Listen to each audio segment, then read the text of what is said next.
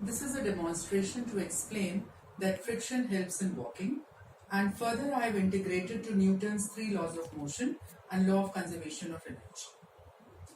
For explaining this, I have used a toy cart, sketch pen and a paper. Initially, the toy is in the state of rest. On stretching the string, force is applied and the toy cart starts moving.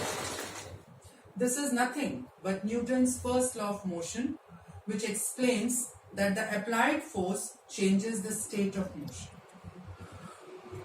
Now, I am going to take two cases. In the first case, I will move the toy cart on a normal floor and mark the distance traveled.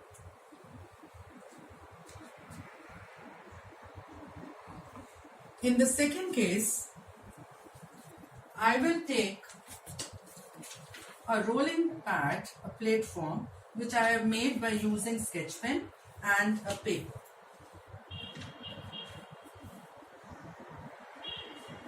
I will again move the toy cart on this rolling pad. I will see that the paper moves backward and the toy cart moves forward. I will again mark the distance traveled. As it is clearly seen that in the second case the distance traveled is less as compared to the first case. This is because this rolling pad has reduced the friction and some of the force is being utilized for moving the paper back. Therefore, the effective backward frictional force which is available is also reduced. And as per Newton's third law, an equal and opposite forward force is produced, which is helping the toy cart move forward. But the effective frictional force is reduced, therefore the forward force is also reduced according to Newton's second law, which states that F is equal to m into A. Force is reduced, therefore acceleration produced is also less, and hence the toy cart moves to a lesser distance as compared to the first case.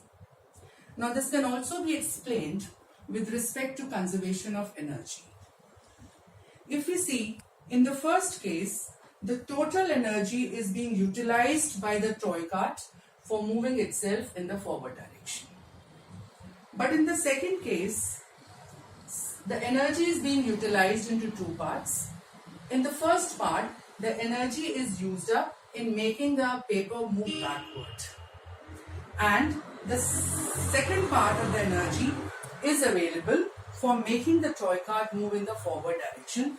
But since the energy is conserved, therefore the energy which is available for making the toy cart move in the forward direction is less. It is producing less kinetic energy and hence the distance traveled is also less. In both the cases, I have not taken into consideration wastage of energy due to heat. So here I conclude that friction is a boon as it helps in walking, because in the second case the friction was reduced and the distance traveled by the toy cart was less. And I have tried explaining the scenario with respect to friction, Newton's laws of motion and law of conservation of energy. Thank you.